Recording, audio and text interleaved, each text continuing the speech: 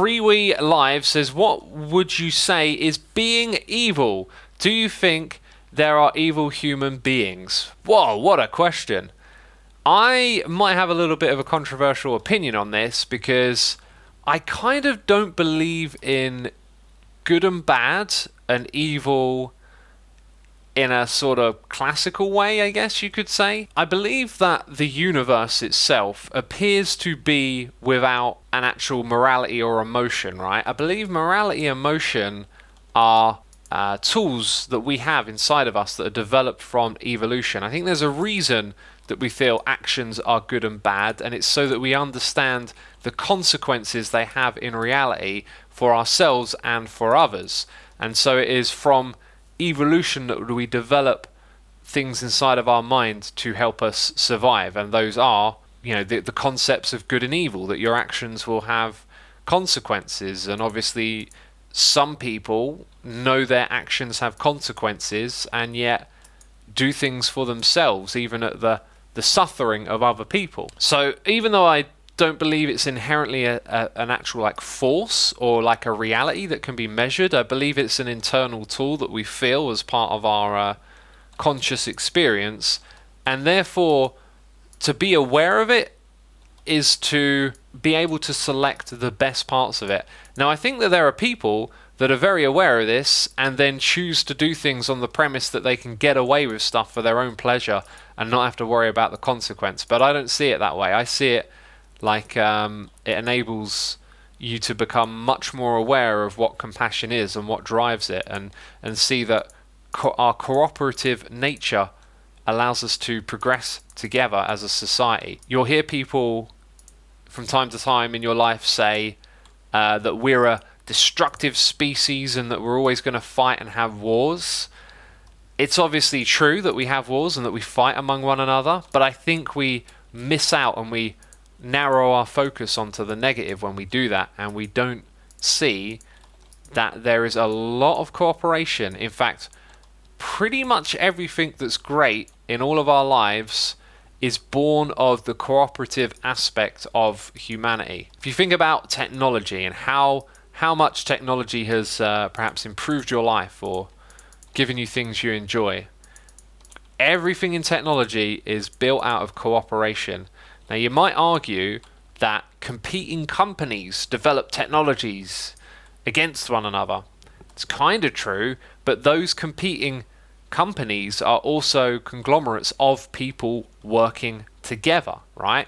So for me, I see that the best of humanity, that's best for all of us, comes from the concept of good and evil, and choosing to behave good and choosing to work together and to do things for the betterment of one another, not just ourselves. So I don't believe it's an inherent force. I just believe it is something we believe in, and therefore we can use it to our advantage as a strength to get things done, to do things for one another, to make society better. Don't attribute a bad action to malice when it can easily be explained with ignorance, says Observer, or emotion. Ignorance or emotion. Sometimes people do bad things because of their mental state and is not driven out of the motive to actually hurt someone else. I really wish there was an easier way to find more positivity nowadays. Most of what I see are people being angry at stuff, to say, I can tell you right now, when you find that, get away from it. Look away from it. I stopped following people on Twitter because of that. I stopped watching particular news places because it was always about he says, she says.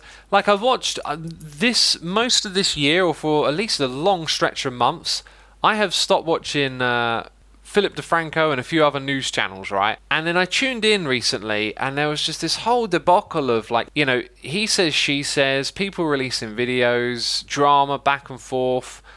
And it's exactly the same as it was when I left. It's just different people playing it. And it's just noise in your head. Like, if it feel like it drains you, get rid of it. Like, it is good to not participate in that negativity.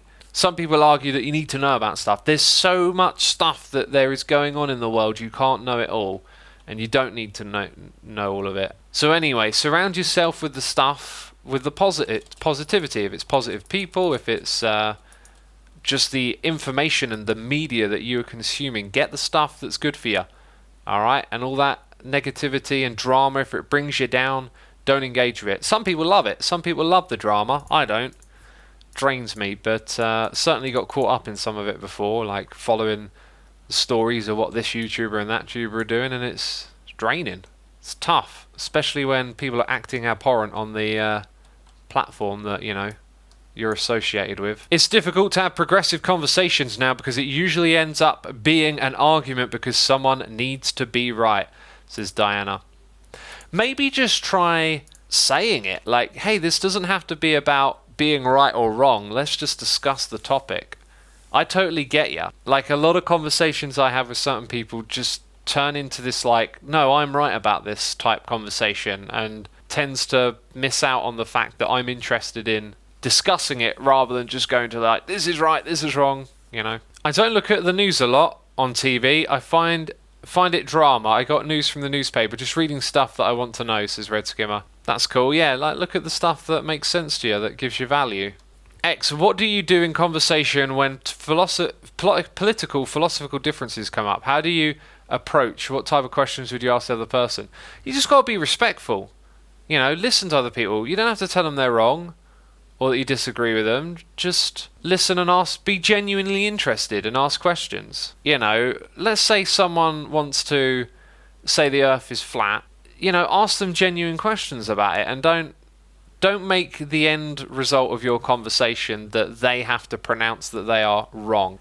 You can certainly try and question some things and get them thinking, but just don't steer it in a hostile direction. It's not the end of the world if after you talk to them they still feel the same way.